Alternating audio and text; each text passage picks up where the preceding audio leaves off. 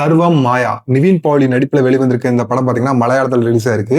So இந்த படம் பாத்தீங்கன்னா தமிழ் டப்லயுமே அவைலபிள் இருக்குது ஹாட் ஸ்டார்ல. சர்வம் மாயா இந்த படத்தோட ஸ்டோரி என்னன்னு பாத்தீங்கன்னா, நிவின் போலி வந்து பாத்தீங்கன்னா ஒரு கிட்டாரிஸ்டா இருக்காரு. ஸோ இந்த சமயத்துல பாத்தீங்கன்னா அவரோட டீம்மேட்ஸ் எல்லாம் வந்து பாத்தீங்கன்னா வெளிநாட்டுக்கு போற ஒரு ஆப்பர்ச்சுனிட்டி கிடைச்சிருது.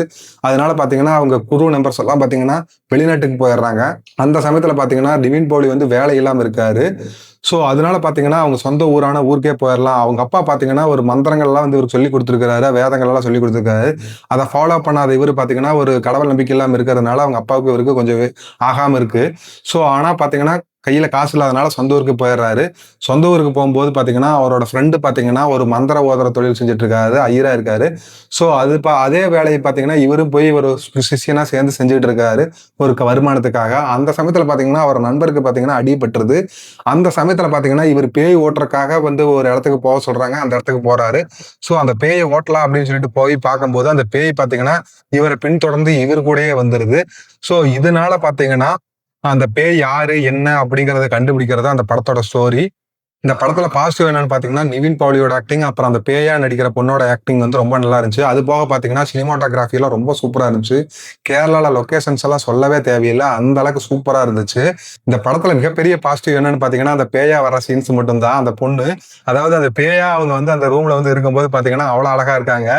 சோ அவங்களோட நடிப்பு வந்து சூப்பரா இருந்துச்சு. அந்த அந்த மாதிரி பேய் ஒவ்வொருத்தர் வீட்டுக்கு வந்துடாதா அப்படிங்கிற மாதிரி எல்லா பசங்களும் ஏங்குற அளவுக்கு இருக்கும் அந்த பேய்.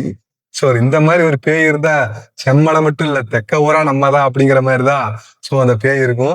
சோ அந்த பேய் வந்து ரொம்பவே அழகா இருக்கும், அவனுக்கு ரொம்பவே ஹெல்ப்ஃபுல்லா இருக்கும். அதெல்லாம் பார்க்கும்போது ஒரு ஒரு சீனுமே ரசிக்கும்படியா இருந்துச்சு. இந்த மாதிரி ஒரு பேய் மட்டும் நம்ம வீட்டுல இருந்தா நம்ம யாருமே கல்யாணம் பண்ணவே தேவையில்லை, அப்படி ஒரு பேய்.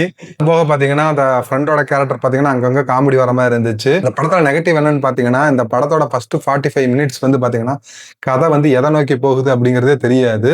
சோ அதே மாதிரிதான் இருக்கும். காமெடி ஃபன் அப்படிங்கிற மாதிரி எடுத்திருக்காங்க. அங்கங்க காமெடி ஒர்க் அவுட் ஆயிருக்கு, ரொம்ப காமெடி ஒர்க் அவுட் ஆகல.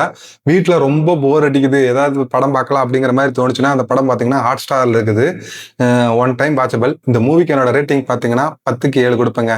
இந்த வீடியோ உங்களுக்கு பிடிச்சிருந்துச்சுன்னா லைக் பண்ணுங்க, ஷேர் பண்ணுங்க, மறக்காம சப்ஸ்கிரைப் பண்ணுங்க. Thank you friends.